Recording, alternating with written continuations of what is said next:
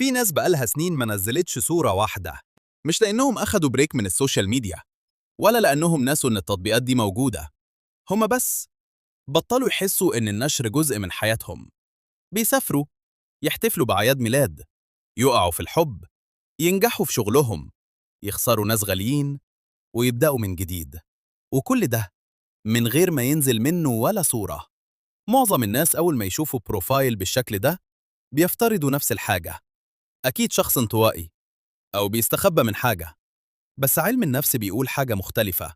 الناس اللي مش بتنزل صورها غالبا مش بيخفوا حياتهم، هما بس بيحموا الطريقة اللي بيعيشوا بيها حياتهم. أول سبب هو حاجة في علم النفس اسمها الميل العالي للخصوصية. يعني الشخص بيحط خط واضح جدا بين اللي يخصه واللي يخص الناس.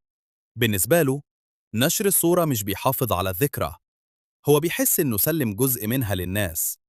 الذكرى قيمتها موجودة بالفعل، مش محتاجة لايكات ولا تعليقات علشان تبقى حقيقية.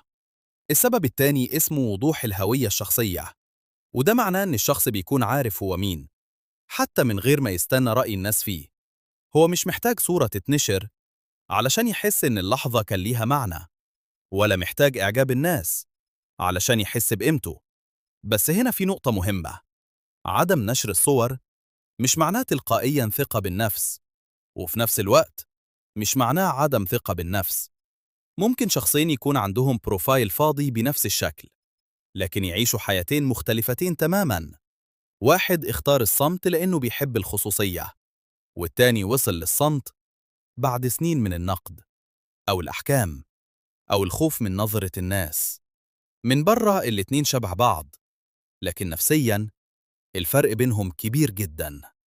وفي سبب أخير: في الخمسينيات عالم النفس ليون فيستنجر اتكلم عن حاجة اسمها نظرية المقارنة الاجتماعية، وهي إن الإنسان بطبيعته بيقارن نفسه باللي حواليه. السوشيال ميديا ما اخترعتش المقارنة، هي بس خلتها شغالة طول الوقت.